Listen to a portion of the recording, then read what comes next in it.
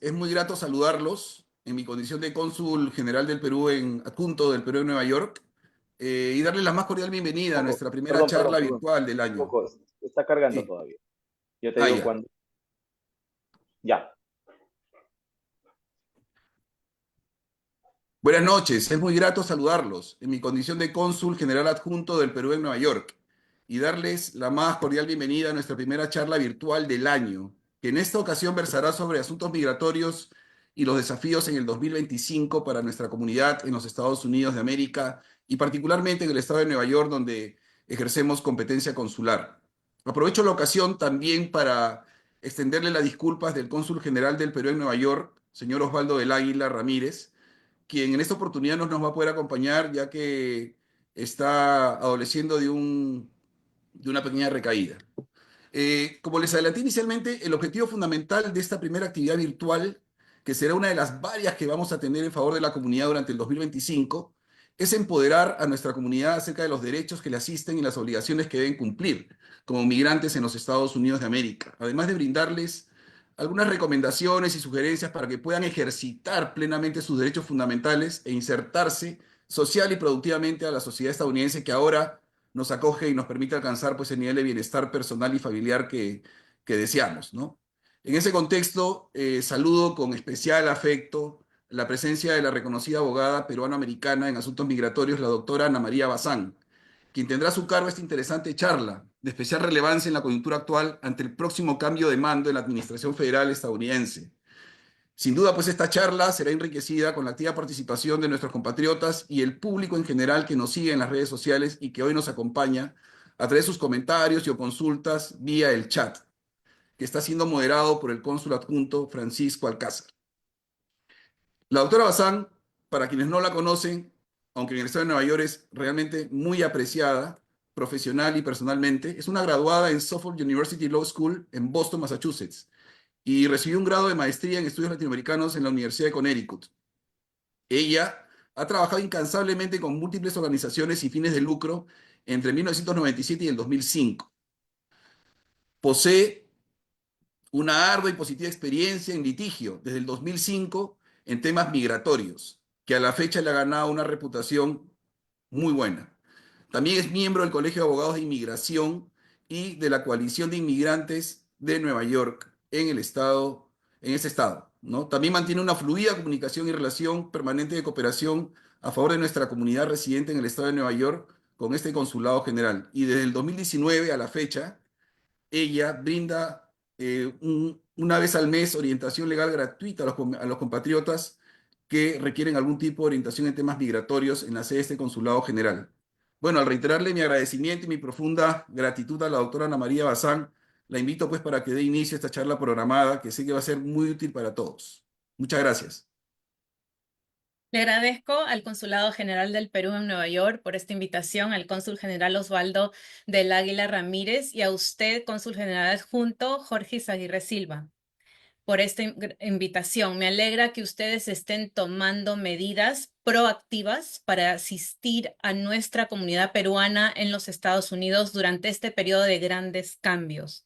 Hoy vamos a hablar de un tema súper importante sobre qué es lo que va a pasar con esta nueva administración de Donald Trump 2025. Vamos a hacerlo en dos segmentos, ¿no? Uno, vamos a enfocarnos en cómo prepararnos para eventuales deportaciones, redadas o temas de detención. Y también vamos a hablar un poquito de lo que especulamos que va a pasar por experiencia anterior con el gobierno anterior de Trump. Am, Considero que es más importante prevenir que tener que remediar. Entonces vamos a enfocarnos en cómo prepararnos, ¿no? ¿Qué es lo que deben de hacer los inmigrantes para prepararse con estos cambios que van a haber, ¿verdad? Entonces, antes de entrar a esta preparación, quiero hacerles recordar, porque estamos en Nueva York, y Nueva York es una ciudad santuario, ¿no? Lo ha sido por décadas. Entonces, la ciudad de Nueva York se considera desde hace mucho tiempo una ciudad santuario donde las agencias locales de la ley se rehúsan a ser forzadas a cumplir políticas de migración del gobierno federal que perjudican a sus comunidades, ¿no? Entonces, la policía y los agentes de la ciudad no deben cooperar y no cooperan con el Departamento de Seguridad Nacional ampliamente, ¿verdad? Hay ciertas cosas que sí deben hacer y deben cooperar, pero son mínimas. Entonces, vamos a hablar. ¿Cómo prepararse ahora, antes que suceda el cambio, que haya el cambio? Busque un abogado, una abogada de confianza que analice su caso desde ya para saber a qué atenerse, ¿no? No cargue con documentos falsos y voy a explicar por qué en unos minutos. Ahorre dinero para una fianza. En el evento de que lo detengan, necesita dinero para pagarle al gobierno de inmigración para que lo suelte. Un mínimo de $1,500. Si tiene un caso de inmigración pendiente, lleve sus documentos con usted, los recibos que le manda la oficina de UCIS, por sus siglas en inglés, el Servicio de Inmigración, cárguelos con usted. Si tiene un caso, ya, repasamos los casos pendientes. Tenga un plan de seguridad, un plan dentro de su casa, ¿no? Con sus familiares. Entonces, hábleles de cómo van a hacer si a usted o a su cónyuge lo detienen, qué van a hacer sus hijos, ¿no? Entonces, cargue con sus contactos de emergencia con usted. Trate de memorizarse los números de la persona a quien va a contactar primero. Puede ser su abogada, puede ser su cónyuge, puede ser su hija, lo que sea. Tenga un plan con ellos. Por ejemplo, si tiene hijos menores y usted los tiene que recoger de la escuela, pero no puede porque es detenido, asigne a otra persona para hacerlo. Entonces notifique a las escuelas y déles la información de ese pariente que lo puede recoger a su hijo, ¿no? Tenga sus documentos en orden. ¿Qué documentos, abogada? ¿Qué documentos? O sea, tenemos que hablar específicamente de qué documentos, ¿verdad? Por ejemplo, esencial es el acta de nacimiento de su país de origen, en este caso de Perú. Necesitamos los pasaportes que estén vigentes, necesitamos las actas de matrimonio, de divorcio si se han divorciado alguna vez y que reúna todos sus impuestos de todos los años que usted ha pagado, ¿no? Los ha archivado con el IRS. Haga poderes notariales.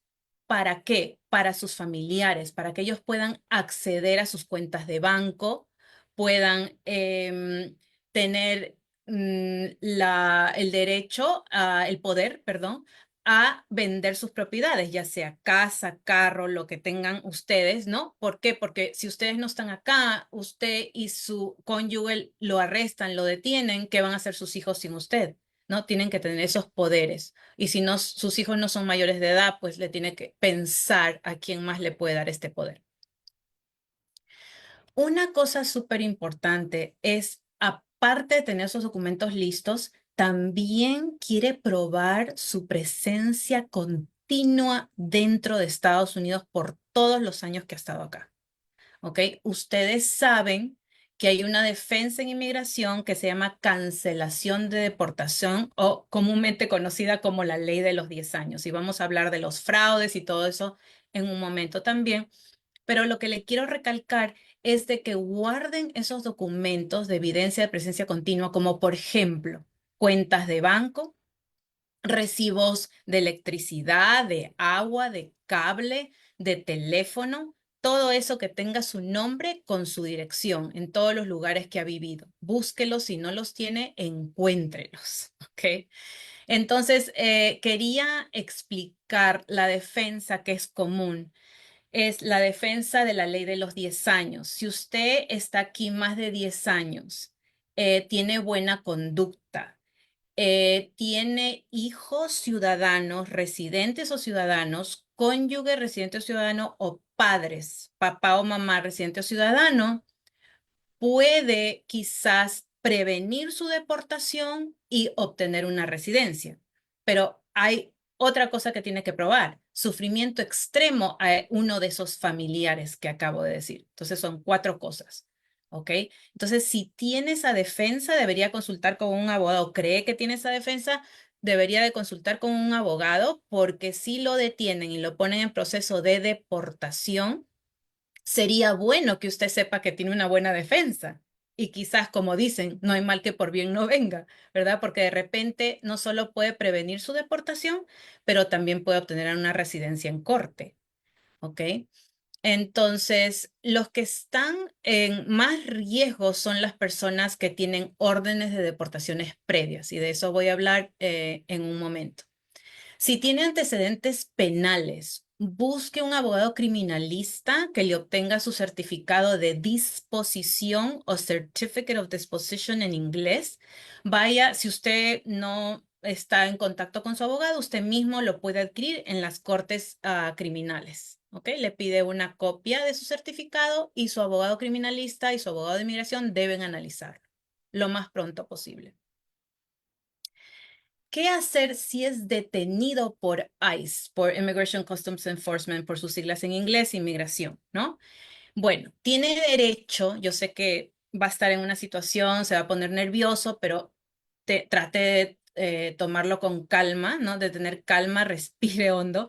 Tiene derecho a guardar silencio y a llamar a su abogado que ya ha identificado.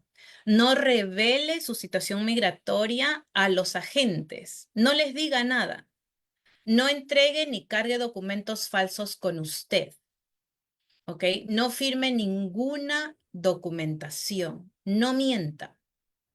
¿Por qué es importante no mentir y no revelar y no tener documentos falsos? Porque si lo detienen y van a haber cargos en contra de usted, uno de los cargos va a ser que está aquí undocumentado. Eso es suficiente. Pero si usted comete fraude, miente, van a decir que entonces tiene unos cargos de fraude y va a ser mucho más difícil defenderlo, y no hay no hay muchos perdones para eso. ¿Ok? Entonces, si vienen a su vivienda, le tocan la puerta, detention, ICE detention, lo que sea, le tocan la puerta, usted no se intimide, no abra la puerta. ¿Ok? Ahora, usted le pide al oficial, officer, please, pon la orden de deportación, order of removal. La orden de deportación tiene que venir del juez para que ellos tengan derecho, ¿no? A detenerlo. Entonces, si vienen, usted le pide que los meta por debajo de la puerta, o si tienen una ventana que lo puedan ver, le piden, ¿no? Ahora, asegúrese de que esa orden tenga su nombre, porque a veces vienen a buscar a otra persona a su dirección y usted la abre creyendo que es para usted. ¿Ok? ¿Qué más? Entonces hablamos de qué pasa si ya pasa lo peor, ¿no? Y lo detiene. ¿Qué hacer? Pida hacer una llamada a su abogado, o si ya tiene un plan con su familia, te voy a llamar si me detienen y tú llamas a la abogada, también funciona así. Pida hablar con el oficial de inmigración. Los detenidos tienen un oficial de inmigración designado y el oficial va a saber en qué estado está, dónde está, cuándo lo van a, o sea, cuánto tiempo va a estar en detención. Quizás no sepa exactamente, porque pueden ser días, pueden ser meses que esté detenida la persona, dependiendo de dónde va. Aquí en Nueva York, generalmente los mandan a New Jersey, a Nueva Jersey, ¿ok? Entonces, hable, identifique quién es oficial de inmigración, pregunte cuál es su número de extranjero. Esto se lo dan automáticamente. Es un número A con 9 dígitos. ¿Ok? Si está la letra A más 9 dígitos. Y ese número va a ser súper importante para que su abogado lo encuentre en el sistema y lo pueda defender. No firme nada. ¿Ok? Les explico.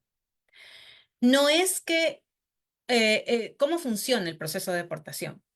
Primero le dan un papel en donde le indica que es una notificación de apariencia para aparecerse delante del Tribunal de Inmigración. Entonces, ante el Tribunal de Inmigración. Entonces, no es que lo van a agarrar y lo van a deportar. No es tan simple. Es un proceso, ¿no? En el cual usted puede ir ante un juez de inmigración y defenderse, contratar un abogado y defenderse. Entonces, eso puede tardar días como puede tardar meses. Por eso es que estamos hablando de ahorrar dinero para la fianza y de prepararse. Ahora, avísele al oficial de inmigración si tiene una condición médica, ¿ok? Si usted necesita tomar medicamentos, no los tiene con usted, ve a ver cómo se los traen los familiares, díganles y pídanles, ¿ok? Am, También tiene el derecho consular, que es un derecho fundamental reconocido internacionalmente. Entonces, si una persona, en este caso de nacionalidad peruana, es detenida por inmigración, tiene el derecho de solicitar que se informe al consulado peruano, ¿no? De su detención. Este derecho está diseñado para asegurar que los ciudadanos extranjeros tengan acceso a la asistencia consular, incluyendo asesoramiento legal y apoyo diplomático, ¿no? Por parte de sus países de origen.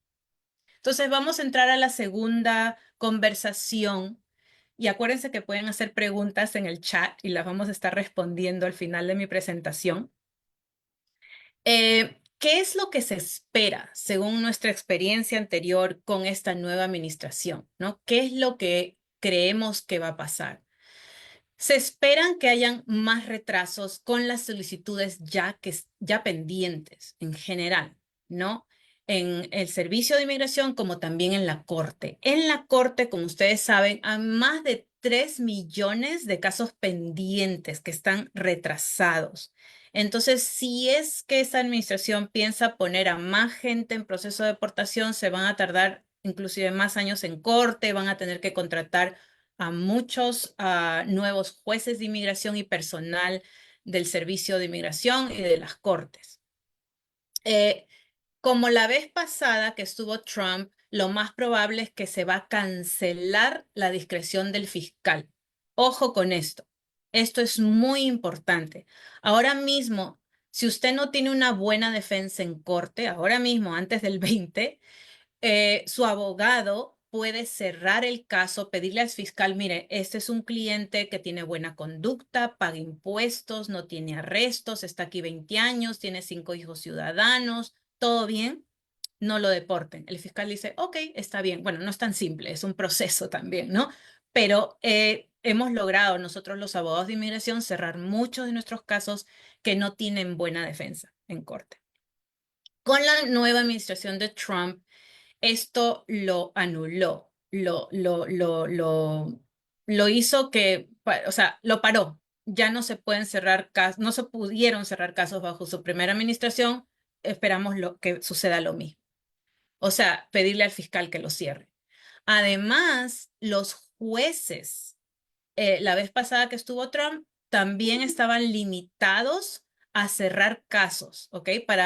No podían terminar los procedimientos de expulsión de manera administrativa en corte, porque hay un procedimiento donde dicen administrative closure. Voy a cerrar el caso porque está una solicitud pendiente para la persona y puede calificar para algún alivio migratorio pronto. Los jueces tampoco pudieron hacer eso durante la primera época que estuvo Trump y no lo van a poder hacer nuevamente. Eso es lo que sospechamos. Entrevistas con el Servicio de Inmigración. Ahora mismo, en los últimos un par de años, no se han dado entrevistas. Las personas por correo han recibido su residencia sin entrevista. Ahora van a volver las entrevistas, preparación para entrevistas, ir al servicio de inmigración, esperar a que lo vea un oficial y eso va a hacer que los casos se tarden más. Hay otro tema que es un poco, digamos, preocupante, bastante preocupante. Es que la primera vez que estuvo Trump, él intentó también y expandió las deportaciones inmediatas, ¿ok? Las remociones aceleradas o deportaciones inmediatas permite que un oficial de ICE deporte a alguien inmediatamente sin una audiencia en la corte. Esto sucede generalmente en los aeropuertos, ¿no? La persona entra y dice, bueno, estoy aquí con mi visa de turista. Sí, señor, pero usted trabajó en Estados Unidos sin autorización. Lo tenemos que mandar de vuelta en el próximo avión a Perú. ¿Ok? Eso existe ahora. Pero bajo la primera administración de Trump, él expandió la remoción acelerada para aplicarla a cualquier persona que ingresara sin permiso y que no pudiera probar que había estado en los Estados Unidos por más de 2 años. O sea, cualquier persona. No tiene que estar en el aeropuerto. Entonces, un tribunal detuvo la vez pasada temporalmente esta política, pero un tribunal superior permitió que continuara mientras se resolvía el caso. Y en el 2022, Biden cambió la política para volver a lo que era antes. Entonces, ahora Trump puede expandirlo y eso afectaría a mucha gente. Pero la pregunta que todo el mundo se hace y que vemos en las noticias, ¿no? Es la deportación masiva que ha prometido este presidente, ¿no? Trump ha dicho que va a deportar a 12 millones de indocumentados que están en Estados Unidos. ¿Cuán factible es esto? No, no lo creo muy factible porque se necesitan billones de dólares para hacer esto. No hay suficientes empleados, no hay suficiente espacio en los centros de detención. Es muy improbable que esto suceda. Pero no significa que no van a haber redadas y que no van a haber deportaciones, ¿ok? Tampoco, o sea, no es que queremos alarmar, pero sí queremos, como dije anteriormente, prepararnos para una posible deportación o una posible redada, ¿no? Entonces, que van a haber redadas y van a haber deportaciones, las van a ver. Masivamente, no lo creo. Ese es como yo lo veo y como la mayoría de abogados de inmigración que nos hemos reunido a hablar de estos asuntos también vemos, ¿no? Ahora, ¿cómo impacta esto a las personas que ya tienen casos de deportación pendiente, como mencioné anteriormente? Entonces, si las personas tienen casos anteriores de remoción de deportación de hace años atrás, estas personas sí están en más peligro de ser removidas de Estados Unidos inmediatamente. O sea, son cerca de 1 millón o estiman como quizás un poquito más de 1 millón, más o menos 1 millón de personas que tienen órdenes de deportación y remoción previa. ¿Ok? Quizás hayan algunas alternativas para los que tienen peticiones familiares pendientes, no lo sabemos en estos momentos, pero espero tener otro live stream con el consulado peruano para poder, después que venga el presidente electo Trump, para poder hablar de los cambios en sí en el futuro, ¿no? Como dije anteriormente, van a haber más demoras de los procesos. En la administración anterior de Trump hubieron notificaciones que mandó el Servicio de Inmigración pidiendo más evidencia, más documentos y querían negar muchos casos. Entonces va a ser más restrictivo, ¿no? También va a ser más difícil para que ingresen las personas con procesos de visas en los consulares, o sea, procesos consulares, ¿no? En las embajadas en Perú, por ejemplo, la Embajada de Estados Unidos en Perú. La carga pública se ampliará nuevamente, lo más probable, ¿no? Y ahí hay, pues, son unos formularios y preguntas, mucha como dificultad que le dan al inmigrante para calificar. O sea, no va a ser suficiente tener una Fedevero Support, una declaración de manutención, que alguien lo apoye, sino van a ver más allá, ¿no? El crédito, qué beneficios del gobierno usó usted en el pasado, cosas así. Y lo último es el Laken Riley Act. Es un acta que la Cámara de Representantes aprobó hace unos días, una propuesta de ley, ¿no? Que actualmente todavía está pendiente en el Senado. Esta ley modifica la ley de inmigración para requerir que una detención obligatoria de inmigrantes indocumentados que hayan sido acusados de crímenes menores en los Estados Unidos, ¿ok? Incluso sin una condena. O sea, si son cargos criminales nada más y usted no ha sido declarado culpable, también lo pueden detener y probablemente deportar. Y por supuesto que hay oposición a esto porque viola el derecho constitucional de tener un debido proceso legal, ¿no? Ante un tribunal y la oportunidad de defender su inocencia. Lo que especulamos y esperamos es que hayan enmiendas en el Senado para esta propuesta. Entonces, para finalizar, voy a hablar de dos cosas. Voy a hablar de cómo encontrar representación confiable, porque cuando hay cambios grandes, hay engaños grandes también. Y después vamos a hablar de qué recursos existen para encontrar ayuda, y vamos a poner ciertos números de organizaciones en la pantalla. Entonces, o sea, en estos tiempos de cambios significativos hay también fraudes grandes de abogados sin escrúpulos, notarios y preparadores comúnmente conocidos como preparadores de papeles de inmigración, ¿no? Entonces, ¿qué pasa? Estos preparadores o estos abogados hacen casos de asilo ficticios o casos de VAWA, Violence Against Women's Act, que es una autopetición basada en violencia doméstica, que sí existe para personas que han sido víctimas de violencia doméstica. Pero hay abogados sin escrúpulos, que algunos han perdido su licencia, que han hecho y hacen estos casos para poner a las personas en proceso de deportación para poder defenderlas con la ley de los 10 años. Y lo anuncian y lo venden como algo que es legítimo y no lo es, ¿no? Entonces, ¿cómo uno sabe que un abogado lo está engañando? ¿Cómo sabe identificar un abogado confiable versus uno que no es? Bueno, primeramente, deben de tener ese abogado le tiene que dar un contrato en su idioma, en español, para que usted lo lea, lo entienda. Le tiene que dar una explicación extensiva de qué es lo que el abogado va a hacer por usted. ¿Ok? Ustedes ya saben del engaño del asilo y lo puedo mencionar después si gustan o si hay preguntas, explicarlo bien, pero si hay algo que suena estupendo y que no parece ser verdad, probablemente no lo es. ¿Ok? Porque si usted ya ha consultado con varias personas y de repente un abogado le dice, sí, yo te puedo obtener un permiso de trabajo fácil, dude de eso, ¿no? Cuestione, pídale los años de experiencia que tenga el abogado, pídale que le muestre su licencia. No hay nada malo con eso. ¿Ok? Entonces, o sea, usted tiene la opción de ir a organizaciones sin fines de lucro. Si pueden, no sé si pueden poner la lista de organizaciones en la pantalla.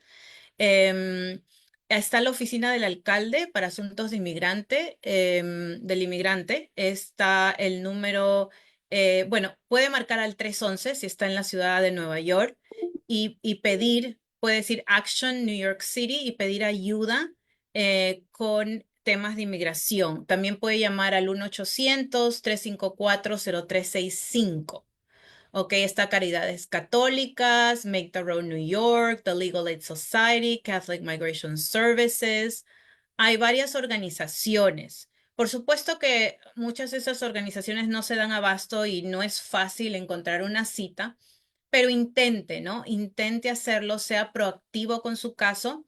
Y el alcalde también tiene estos recursos, ¿no? Para personas de bajos recursos. Entonces, lo abro para preguntas, si algunas, no sé, si ya hay preguntas. Muy interesante la presentación, que realmente resulta un desafío, ¿no? Resumir en tan pocas palabras lo que es un espectro de derechos y obligaciones que tiene que cumplir la comunidad migrante en los Estados Unidos, ¿no? Y el objetivo de la ponencia justamente es eso, ¿no? Empoderar a las personas, dándoles información valiosa para que ellos puedan desenvolverse en sociedad y tomar la mejor de las decisiones más allá de la situación migratoria que afrontan en los Estados Unidos, ¿no? Y sobre esa línea nosotros queremos profundizar un poco más en lo que es el ejercicio pleno de estos derechos, porque al final, mientras un migrante esté mejor empoderado de los mismos, va a poder vivir quizás con mayor tranquilidad que no conocerlos, ¿no?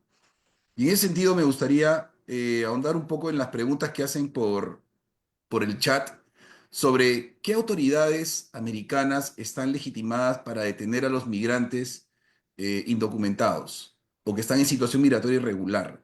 O sea, puede ser cualquier autoridad americana la que puede preguntar sobre la condición migratoria de los inmigrantes o solamente son las autoridades federales competentes en materia de migraciones. Excelente pregunta. Son las autoridades federales, ¿no? El Departamento de Seguridad Nacional, ¿no? DHS, por sus siglas en inglés, y ICE, Immigration Customs Enforcement, ¿no? En los aeropuertos sería CBP, Enforcement. Entonces, hay diferentes entidades dentro del gobierno federal, ¿no? Que pueden cuestionarlo. Cualquier entidad del gobierno federal de las que mencioné.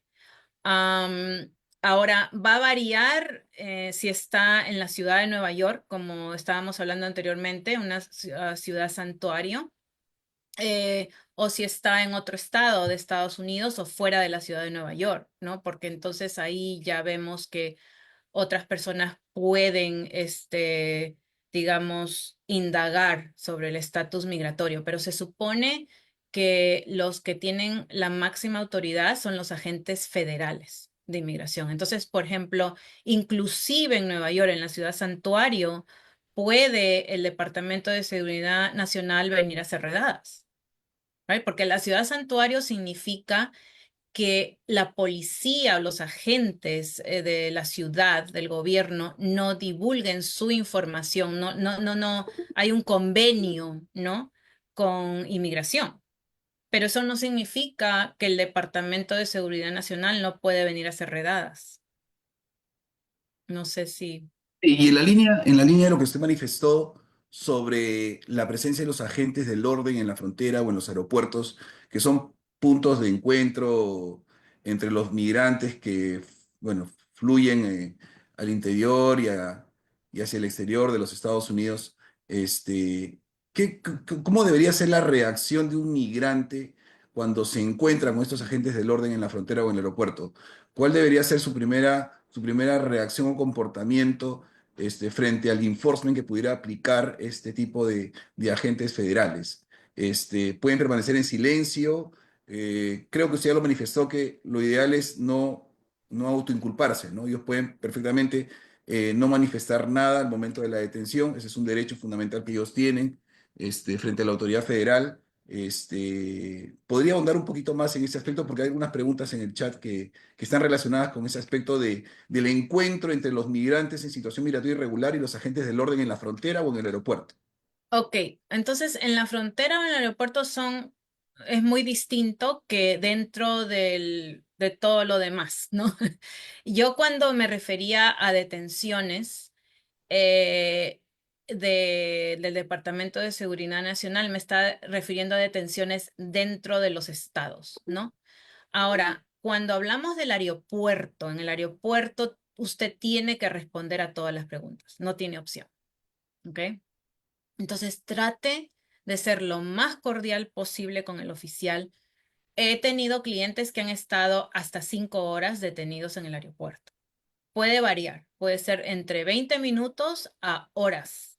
Entonces, ahí sí debe de cooperar, ¿no? En el sentido de que, bueno, le preguntan su nombre, de dónde es, por qué vino, pues obviamente sabemos de que, por ejemplo, si usted vino con visa de turista y empezó a trabajar, eso es ilegal, no está permitido. Dentro de esa visa, uno no puede, no es permitido trabajar. Entonces, si usted trabajó durante ese tiempo y usted le preguntan, le cuestionan y usted dice, no, yo no trabajé, le pueden pedir revisar sus teléfonos, em, lo que cargue usted, ¿no? Y ver, o de verdad no trabajó y buscar si tienen comunicaciones con empleadores de cuánto ganó, dónde trabajó y todas esas cosas. Y por eso lo detienen por un tiempo largo, porque van a investigar, van a averiguar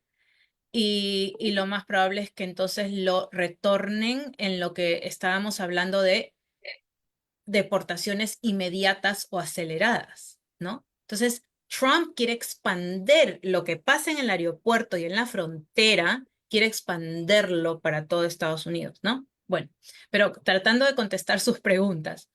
Entonces, en el aeropuerto es completamente diferente, porque ahí tienen que contestar las preguntas, ¿no? Ahí no puede ir un abogado a defenderlo, porque no es la corte. Ellos tienen toda la autoridad de hacer lo que van a hacer. Entonces ahí no hay mucho que uno pueda hacer por ustedes. En la frontera es otra y completamente diferente también, porque en la frontera usted está ingresando, o sea, esta es la suposición, ¿no? De que la persona está ingresando por primera, segunda, tercera vez a Estados Unidos ilegalmente. Entonces se supone que la única manera que lo dejen quedarse aquí por un momento es si usted tiene miedo de regresar a su país de origen y solicita para asilo, ¿no? Y le van a hacer una entrevista de a ver si usted es Credible Fear Interview, que es una entrevista de credibilidad, si verdaderamente usted es verdad que tiene miedo de regresar a su país de origen y por qué. Si ellos ven que es verdad y si ellos ven que es conectada a una de las 5 categorías que existe con asilo, entonces van y lo dicen sí, pasó la entrevista de credibilidad o no pasó y lo mandan de vuelta. Eso, la autoridad que tienen en la frontera es muy diferente a la que está dentro de Estados Unidos, ¿no? Y nosotros estamos hablando a los 12 millones de indocumentados que ya están acá. En la eventualidad de que se dé la entrevista de credibilidad y el migrante no persuada a la autoridad federal de que es susceptible de asilo y se disponga a su remoción inmediata, es recomendable que estos migrantes que son susceptibles de deportación inmediata puedan recurrir a un abogado para evitar que exista un veto de su ingreso a futuro, porque a veces pasa en algunos casos, ¿no? Que cuando son expulsados se les dice, no, tú puedes ingresar posteriormente a los Estados Unidos y cumplir las reglas, pero no, pareciera que les imponen una sanción de impedimento de ingreso por una cantidad de años. Entonces, sería recomendable que ellos tengan acceso o contacto con un abogado para poder empoderarse si efectivamente va a existir esa sanción de producirse esta remoción inmediata.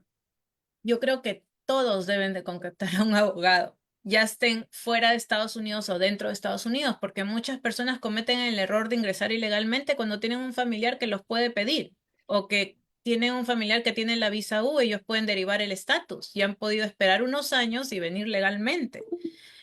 Entonces, definitivamente, la pregunta que me hizo, si le deportan, consulte con un abogado dentro de Estados Unidos de inmigración, porque entonces tiene que ver el abogado por cuántos años lo han mandado, cuánto es el castigo. Generalmente en el aeropuerto el castigo es 5 años, que no puede reingresar, ¿no? Hay perdones dependiendo de sus circunstancias, dependiendo de qué familiares tiene en Estados Unidos, dependiendo para qué quiere reingresar, si para ser inmigrante o visa de no inmigrante. Entonces, definitivamente debe de consultar siempre con un abogado, aunque lo deporten, porque, nosotros los abogados tenemos que también actuar proactivamente con nuestros clientes ahora mismo. Entonces, me toca a mí llamar a mis clientes y decirles, mira, probablemente como tú tienes una remoción anterior de años, probablemente van a ir a buscarte a tu casa. Entonces, nos toca tener esas conversaciones con nuestros clientes. Y si usted nunca ha consultado con un abogado de inmigración y se está dejando llevar por lo que dice la prensa, por lo que dice su amigo, por lo que dice el vecino, y no consulta con un abogado de inmigración, entonces está haciendo mal porque no va a saber qué hacer después. Y como tú dices, puede ser que cuando sean deportados a Perú, por ejemplo, hay una vía migratoria en un futuro, pero ellos tienen esa deportación del Departamento de Seguridad Nacional, ¿no? ¿Cómo la van a curar? Hay perdones, ¿no? Dependiendo de las circunstancias de cada individuo. Todo caso es diferente. Cada caso es diferente. Si la intención del agente federal o los agentes federales es detener a un migrante en su centro de labores, ¿el protocolo es el mismo que, por ejemplo, una detención en su domicilio? ¿Hay matices que varían respecto a el lugar de la detención del migrante? Right. So, es bastante distinto porque en la casa es un sitio privado, ¿no? Con tal de que la puerta esté cerrada, este, pues no pueden romper la puerta. Y Ujú. no, pero en el lugar de empleo es un sitio público, un lugar público, donde pues la gente ya lo está viendo a la persona, ¿no? Ellos pueden hacer redadas en los sitios de trabajo y el inmigrante trate de, o sea, cuando me refiero a que tiene derecho a guardar silencio, no me refiero a que sea malcriado y que no le conteste al oficial, nada, ¿no? Absolutamente nada. Lo que le puede decir, oh, good morning, officer, ¿no? Buenos días, oficial. Quiero ejercer mi derecho a mantener silencio, ¿no? Mi derecho constitucional a mantener silencio. Lo mismo le diría si es detenido o hay redadas en el trabajo, igual, tiene derecho a guardar silencio, cooperar, ser cortés con el oficial lo más que pueda, no discutir con el oficial. Simplemente va y ya tiene su plan de que si es detenido, ya tiene el plan, ya tiene su abogado identificado, su pariente, qué es lo que va a hacer, cuáles son sus defensas. Y si no hay defensas, pues ya tiene su casita en Perú donde va a retirarse, no sé. O sea, hay que ver, hay que tener un plan y ser, digamos, proactivos con este tema. Sí, yo también quería aprovechar mi condición de funcionario consular para este, hacer un llamado que espero de repente usted nos pueda dar algún comentario del punto de vista técnico, legal y basado en su experiencia, ¿no? A veces pasa que los connacionales vivencian situaciones de conflicto o infracción a las leyes estadounidenses sin pensarlo, de manera fortuita, ¿no? Este, Es por eso que yo a veces pienso que es importante como funcionario consular que nosotros hagamos un llamado a los connacionales para que eviten cualquier potencial situación de conflicto, ¿no? O interacción o infracción a las leyes estadounidenses que pueda derivar en procedimientos judiciales y administrativos que pongan en riesgo su permanencia en los Estados Unidos.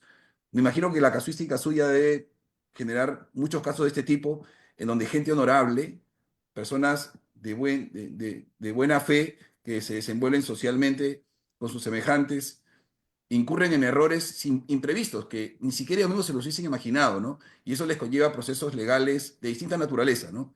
Me gustaría, de repente, con su experiencia y los casos que ha visto, pueda también, de repente, generar un llamado constructivo a la comunidad para que, en lo posible, evite ese tipo de circunstancias, ¿no? Que puedan afectar su estancia en los Estados Unidos. Sí, definitivamente. Lo que puedo hacer es darle ejemplos de infracciones o temas, digamos, que han tenido mis clientes y las personas que yo conozco, de como usted dice, de tener, meterse en problemas sin querer, ¿no? Por ejemplo, lo que es muy común es multas, por ejemplo, papeletas que le dan a los carros, ¿no? Por ejemplo, usted le dan una papeleta o a usted mismo le dan un ticket por alguna razón, ¿no? Y usted se le pierde el ticket, no lo encontró hace tantos años que pasó y nunca lo pagó y nunca fue a la corte. Esa persona no es una persona criminal, no es una persona que ha tenido la intención de desaparecerse de la corte, nada por el estilo, pero fue negligente, ¿no? Entonces, ¿qué pasa cuando hacemos estos casos? La persona, le pregunto, ¿alguna vez ha sido arrestada? La persona me dice que no, y después en conversación le preguntamos, ¿alguna vez le han dado tickets, multas, lo que sea? Sí, sí, pero no sé qué lo hice, no lo pagué. Cuando averiguamos, la persona tiene una orden contra su arresto porque nunca pagó la multa. Y Ujú. entonces, si estamos pidiendo algo de inmigración, tenemos que saber todos los problemas, potenciales temas que han tenido estas personas. Otra de las cosas muy comunes es que son condenadas las personas por manejar embriagadas, ¿no? La persona no quiere hacer el mal a nadie, pero maneja embriagado y puede tener accidentes, puede herir a alguien, ¿no? Entonces, evitar eso, ¿no? Especialmente en la ciudad de Nueva York, no hay excusa, hay trenes, ¿no? No tienen que manejar. Y sí, por ejemplo, hay temas que no parecen ser muy serios, que inmigración lo toma muy en serio. Como por ejemplo, hay muchos jóvenes o gente en general que están apurados o les parece divertido no pagar en el tren. y saltan, brincan los ramps del tren. Y eso es un crimen, es relacionado a robo. Aunque sean $2 y pico, es una ofensa que lo hace inadmisible a la persona y en algunas situaciones deportable. Entonces, puede ser que usted crea que algo no es serio, pero inmigración lo tome como algo muy en serio y lo haga, crea una barrera para su ajuste de estatus o también para su deportación. Entonces, sí, a veces suceden situaciones inesperadas, entonces hay que definitivamente pensar en estas cosas antes de actuar, ¿no? El cambio de mando en la Administración Federal que está previsto para el 20 de enero definitivamente va a generar pues una ansiedad legítima en saber cuáles son las nuevas políticas de inmigración que se aplicarían en corto, mediano y largo plazo, ¿no? Y sobre ese punto ya hay preguntas de casuística que algunos de nuestros seguidores en el Facebook Live nos está planteando con confianza. Por ejemplo, una señorita dice, desde hace 3 semanas tengo el seguro social y el permiso de trabajo producto de un proceso de asilo. Y mi hijo es ciudadano que cumple 21 años. ¿Será mejor que él me pida o hay otra mejor opción? Ok, es una pregunta con dos respuestas. A ver, Ok, planteemos las dos situaciones. Ujú. sí. Entonces, vamos a dejar el caso de asilo a un lado, ¿ok? Y vamos a suponer que el hijo tiene 21 años y la quiere pedir. Entonces, sí, asumiendo que la persona ingresó a Estados Unidos ilegalmente, la persona que está haciendo la pregunta, em, va a ser un poco difícil salvo que tenga el familiar calificado. Le voy a explicar. Entonces, su hijo haría la petición familiar para usted, ¿ok? Es un proceso de 3 pasos. Se hace la petición familiar, por ahí se aprueba esa petición familiar. El segundo paso es pedir un perdón porque usted ingresó ilegalmente a Estados Unidos. Estoy asumiendo porque solicitó para asilo, ¿no? Entonces, al ingresar ilegalmente a Estados Unidos, tiene que pedir un perdón. Ok, pedimos el perdón, pero usted solamente califica para el perdón si es que tiene un cónyuge ciudadano residente o un padre o una madre ciudadano residente. No es suficiente que su hijo la esté pidiendo. Usted tiene que tener a ese familiar calificado y probar de que ese familiar calificado va a sufrir extremadamente si usted lo deportan. O sea que la petición que va a hacer su hijo va a llegar al paso 1 nada más y se va a quedar estancado porque no va a calificar. Ahora, la persona que está haciendo la pregunta puede ser que tenga un padre o madre residente o ciudadano, un cónyuge residente o ciudadano y puede calificar quizás para el perdón. Entonces, esa respuesta va a depender de cada situación.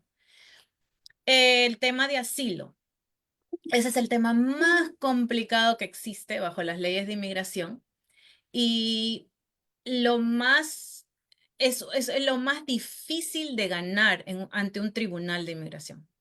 Hay que probar que ha sufrido persecución en el país de origen y que ese país no la ha podido proteger y tiene que tener pruebas, o sea, puede ser su testimonio puede ser suficiente, pero es mejor, claro, que se ha hecho reportes de policiales. ¿Y por qué razón?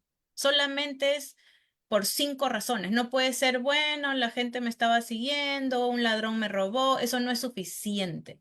Tiene que ser por una de las 5 categorías: pensamiento político, membresía en un grupo social, religión, raza y nacionalidad. Entonces, es un tema muy complejo. La persona que hizo la pregunta tiene mucha razón, es muy difícil de que se apruebe. Entonces, está buscando otra alternativa, pero la otra alternativa solo la va a tener si tiene el familiar calificado.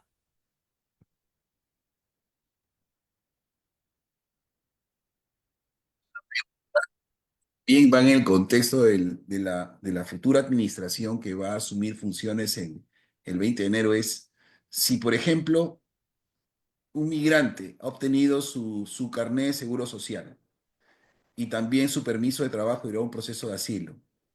Y por más de, ¿cuántos? 15, 20 años viene pagando impuestos de manera sostenida en los Estados Unidos y no ha tenido problemas criminales ni administrativos. Ese periodo de tiempo acumulado, esos años de trabajo, que dije hace un instante, 15, 20 años, eh, pueden ser traspasados a su jubilación, es decir, cuando tenga ya la residencia, ese periodo de tiempo que acumuló de trabajo efectivo y que está evidenciado, entiendo, con el pago de los impuestos, puede ser trasladado para la contabilidad final que le genere una pensión de Sí, jubilación. sí, definitivamente sí. Lo Ujú. que Ya. hace es, le dice a su contador de que ahora ya tiene un seguro social, ¿no? Válido y que todas las veces que pagó probablemente con ITIN number o un número de tax ID que le da al gobierno, lo transfiera a su nuevo seguro social ya cuando tenga una residencia, un eventual estatus legal y todos esos años van a contar.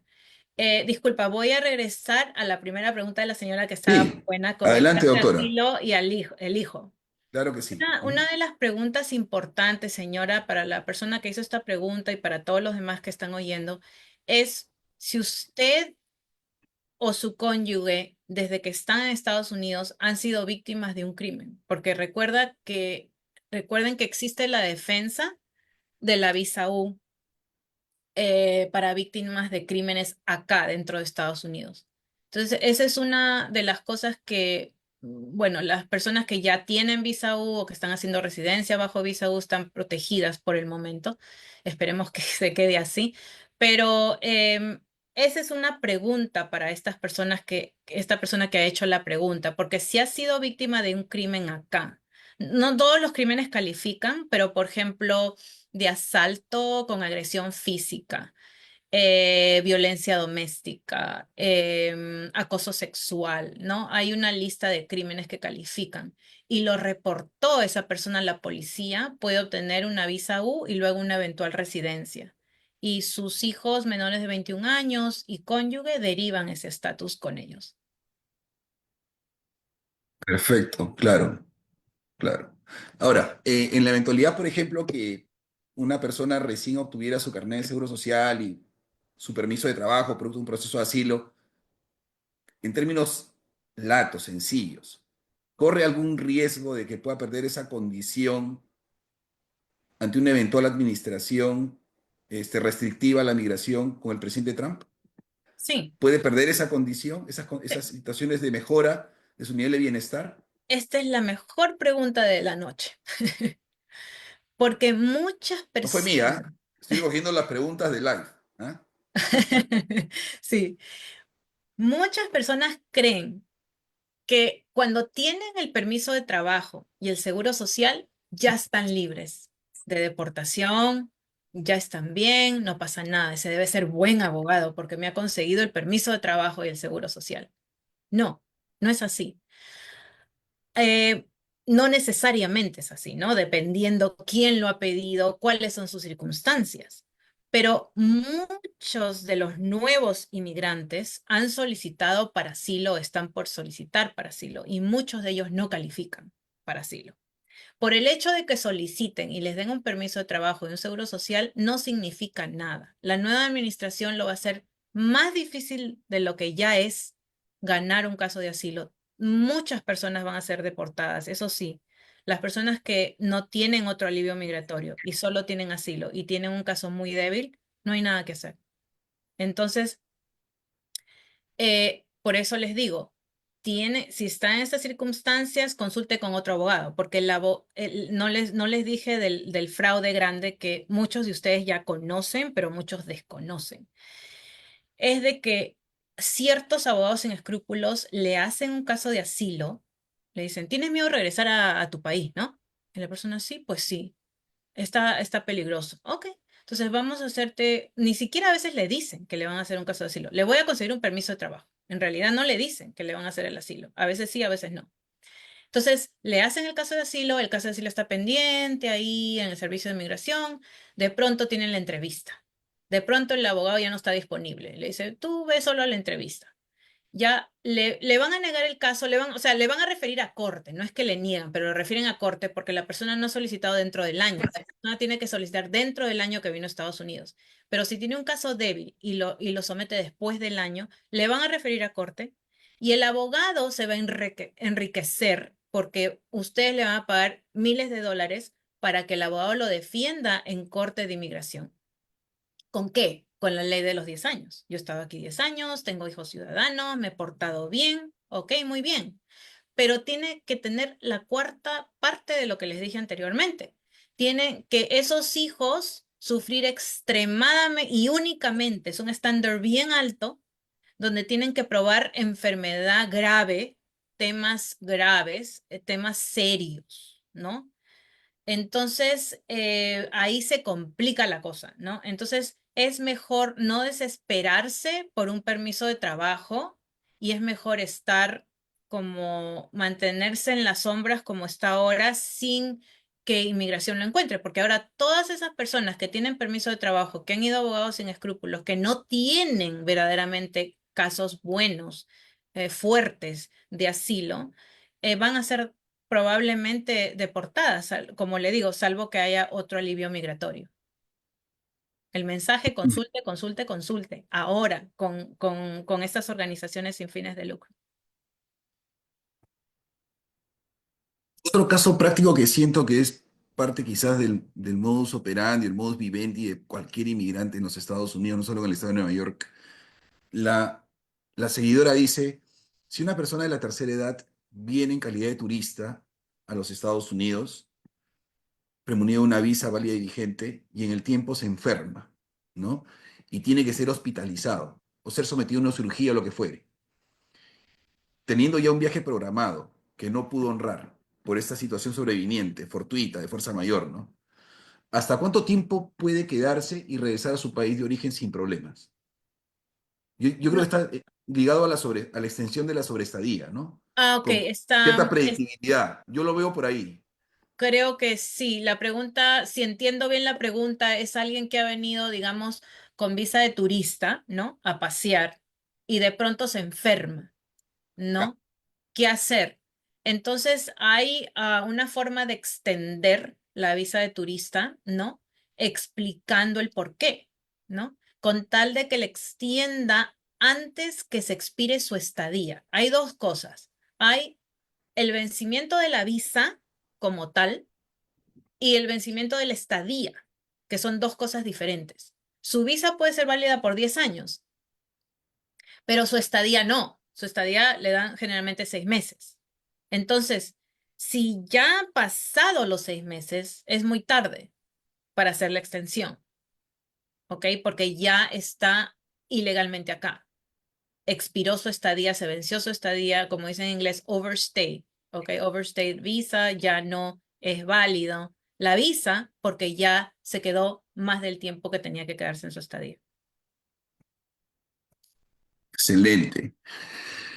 Justamente retrotrayendo un poco a la ponencia, y disculpen que seamos no muy articulados cuando es un tema que tiene varias aristas y frentes y que ya la abogada Ana María Bazán ha explicado de manera muy lúcida. Yo quisiera incidir en la tendencia a los fraudes cuando se producen este tipo de situaciones de calamidad migratoria, ¿no? Ante una administración que es más restrictiva a los flujos de los extranjeros al ingreso a los Estados Unidos. Yo quisiera incidir en eso porque hemos publicado justamente la información que usted nos ha proveído, donde están las organizaciones pro migrantes que dan servicio legal gratuito, ¿no? U orientación de distinta naturaleza a lo migratorio y que inciden más en la parte humanitaria, ¿no? Para que la comunidad y el público en general que nos está visualizando ahora pueda acceder y respaldarlo en sus PCs, sus teléfonos celulares o lo que fuere, ¿no?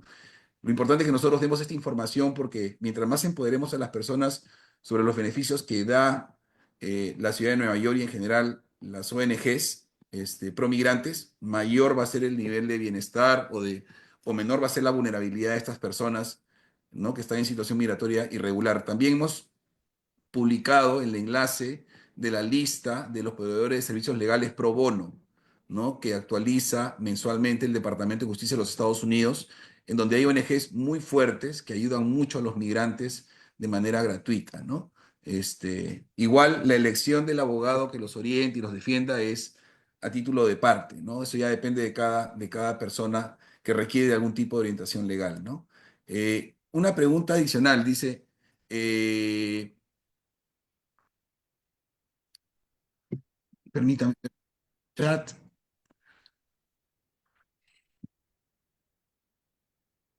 Persona incide mucho en esta pregunta. Yo realmente no logro entenderlo por la terminología, pero de repente usted sí, doctora. Dice, A ver. ¿cómo se pide perdón en la entrevista o formulario cuando le quitan la visa por sospecha de trabajar? Ah, ok.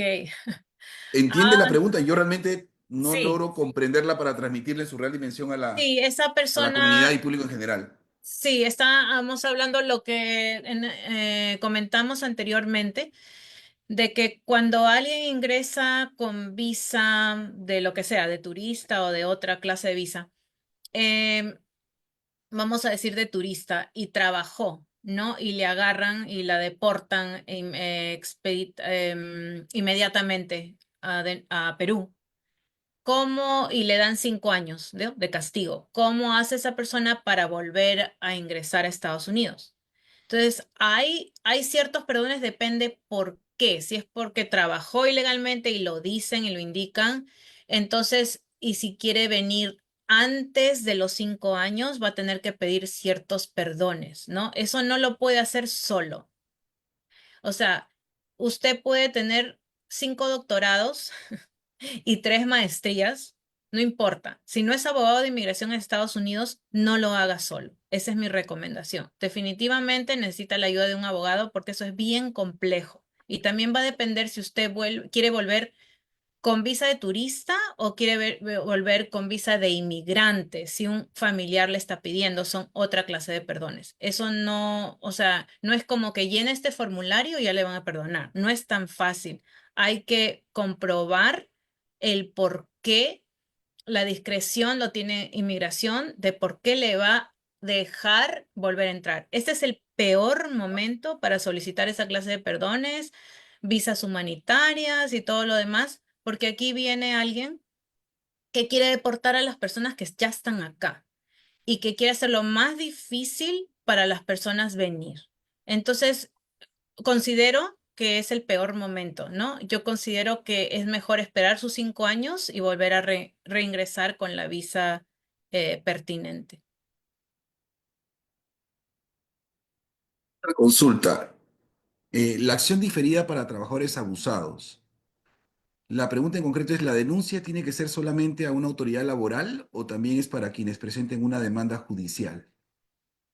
La denuncia puede ser a la autoridad laboral. Ujú. Esa es la denuncia. Definitivamente el Departamento de Trabajo, primero. Y estas organizaciones sin fines de lucro asisten en la Catholic Migration Office, una de las que está en la lista. Ellos asisten con estos temas de hacer el complaint, la querella en contra, Sí, la demanda. la Ajá. demanda, perdón, en contra del Departamento de Trabajo, y después que tengan esa carta, pueden entonces conseguir un permiso de trabajo con el Servicio de Inmigración.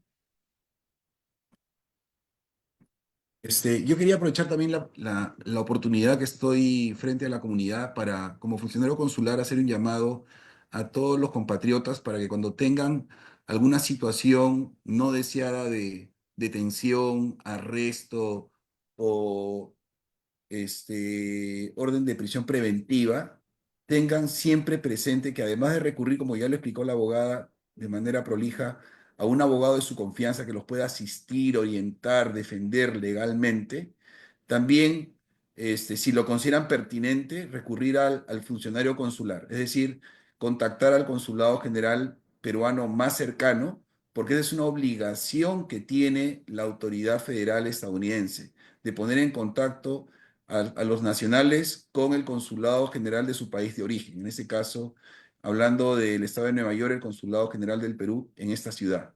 Así que ese es un recordaris que les hago con la mayor buena fe. Dios quiera no pasen una situación así, que siempre es ingrata, pero es bueno que estemos empoderados todos de nuestros derechos para poder reaccionar y obrar con rectitud, siempre buscando que se puedan respetar y salvaguardar nuestros propios intereses. Acá hay una última pregunta que quisiera planteársela a la abogada Ana María Bazán. ¿Cuál es el proceso de naturalización para un niño nacido en Estados Unidos de padre americano y madre peruana? Ah, espere, ¿el niño nació en Estados Unidos? Sí, nació en Estados Unidos, su No, papá es americano y su mamá es peruana. no hay ¿Cuál es? Sí, proceso, ya el hijo nacido en Estados Unidos es automáticamente ciudadano y lo que tiene que excelente, hacer es obtener su pasaporte ciudadano. Entonces, excelente, ¿cómo lo obtiene? Con su acta de nacimiento.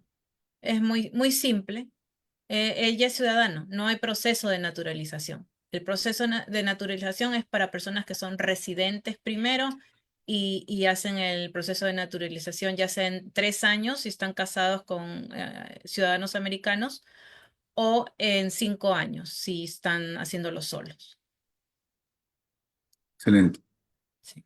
Bueno, invocar a la comunidad también, aprovechando este foro, que tienen que acercarse a la sede consular en Nueva York para poder regularizar sus documentos, entiéndase su pasaporte y su DNI, ¿no?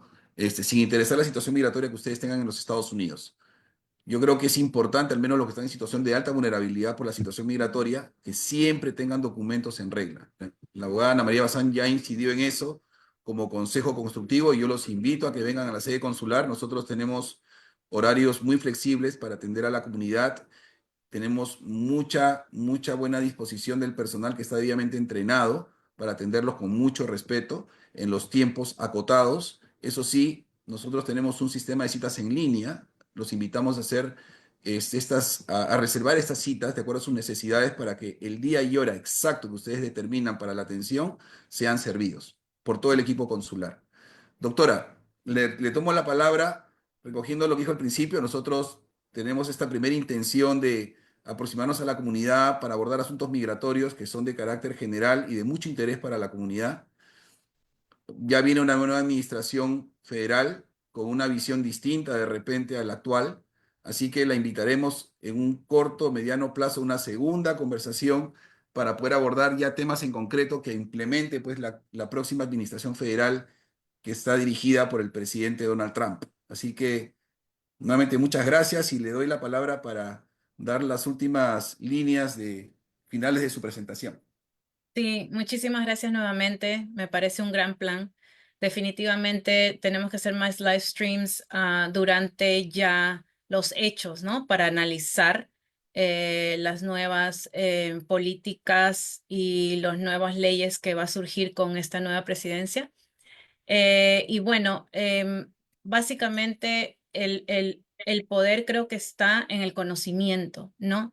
Trate de no ponerse nervioso, pero simplemente trate de hacer un plan, como hemos ya recalcado varias veces, ¿no? Con sus familiares, con sus amistades, con su abogado, tenga un plan y manténgase seguro. Pueden contar con nosotros. Disculpe que tenía el nombre equivocado en mi pantalla. Como pero ya lo corregí. Entonces, si nosotros, acuérdense que yo doy consejería legal gratuita en el Consulado General del Perú en Nueva York una vez al mes.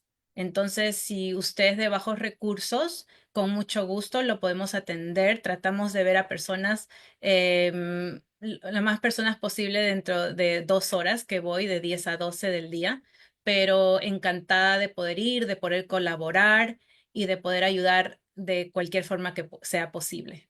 Gracias. Claro que sí, claro que sí. Nosotros invitamos a la comunidad también, recogiendo la iniciativa de la doctora de dar esta orientación, consejería gratuita a las personas más vulnerables, de que nos escriban para hacer sus citas con la debida anticipación y así poderlos enrolar en este sistema de citas que al final es muy útil, es muy útil. Este, Bueno, de mi parte, eso ha sido todo por hoy. A nombre del Cónsul General del Perú en Nueva York, Osvaldo del Águila, quien en esta ocasión no ha podido acompañarnos por las razones que ya comenté al principio. Él está un poco delicado, pero les manda sus afectuosos saludos y con cargo a reencontrarnos todos en una próxima sesión. Recuerden que esta sesión de Facebook Live está grabado en las redes sociales del Consulado General y así va a permanecer de manera indefinida para que en cualquier momento ustedes que no tuvieron la oportunidad de escucharla o de repente no pudieron tener la ocasión de observarla completamente, puedan volver a escuchar la grabación de manera corrida, ¿no? En los tiempos que ustedes consideren pertinentes. Igual la doctora, como ya es costumbre en anteriores Facebook Live, responde a algunas consultas que ustedes plantean post charla. Ella lo va a hacer de manera voluntaria y con la mayor buena fe hacia el Consulado General y sobre todo ustedes, que son los que están más interesados en empoderarse de esta información de carácter migratorio. Nuevamente, muchas gracias por todo y que tengan buenas noches.